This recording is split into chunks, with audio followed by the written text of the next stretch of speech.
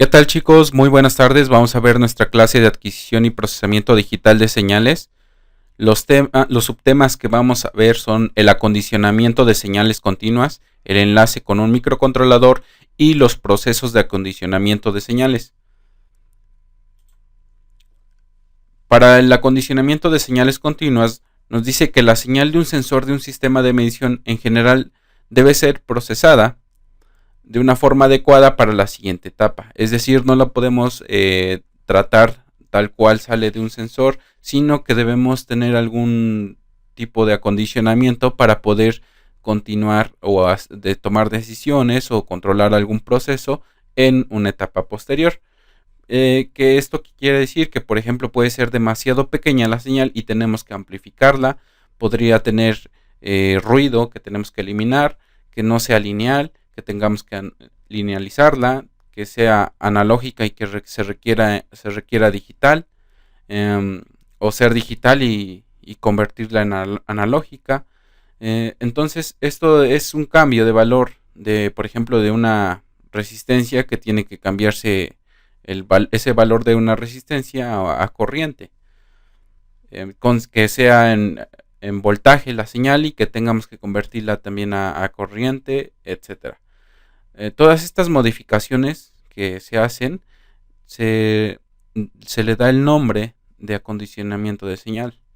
Por ejemplo, la salida de un termopar es un voltaje muy pequeño y que tenemos por ahí una salida de milivolts, y esto pues tenemos que acondicionarlo utilizando un puente de Winston para poder leer de forma adecuada en un microcontrolador o en un PLC, etcétera, y que esto a su vez nos sirva para poder hacer un control de un proceso, poder tomar decisiones. ¿Cómo es el enlace con un microcontrolador? Bueno, pues aquí nos dice que los dispositivos de entrada y salida están conectados con un sistema de microcontrolador a través de los puertos, que ya sea que sabemos que son los puertos de entrada, y que bueno, aquí viene un poquito de teoría del término de interfaz. Que es una interfaz? Pues se refiere a un elemento que se usa para interconectar dispositivos en un puerto. Los microcontroladores requieren entradas de tipo digital. Para ello, cuando un sensor produce una salida analógica, es necesario convertir la señal analógica a digital.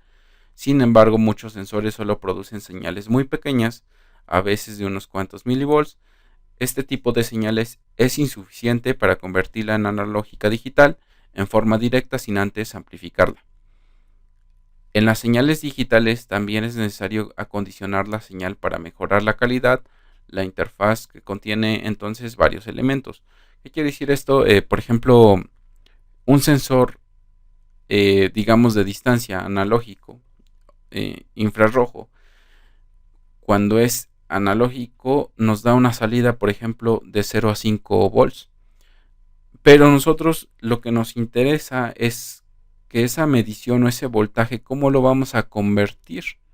¿Cómo vamos a tener una salida, por ejemplo, cuando un objeto se encuentre a 5 o a 10 centímetros? Tenemos que hacer una conversión. Entonces, a eso se refiere con acondicionar.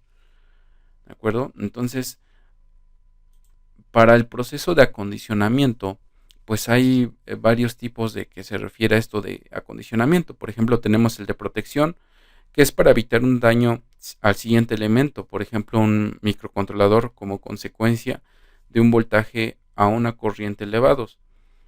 Así pues se ocupan resistencias, se ocupan fusibles, se ocupan diodos que nos pueden ayudar a proteger nuestro microcontrolador. Lo que sigue es convertir una señal a un tipo adecuado. ¿A qué nos referimos? Por ejemplo, lo que decía de unas galgas extensiométricas, que su voltaje que producen es muy pequeño, y entonces se utiliza un puente de Winston, que lo que hace es aprovechar el desbalance de voltaje que hacen estas galgas en ese puente. Entonces de ahí se hace la conversión y podemos saber en un proceso posterior a qué peso es lo que contiene es que está soportando esa galga, ¿no? Entonces a eso se refiere. Obtención de nivel adecuado de la señal. Por ejemplo, esto es en un termopar, lo que le íbamos diciendo, que produce solamente unos cuantos milivolts, pues aquí tenemos que ver la manera de cómo amplificar esa señal.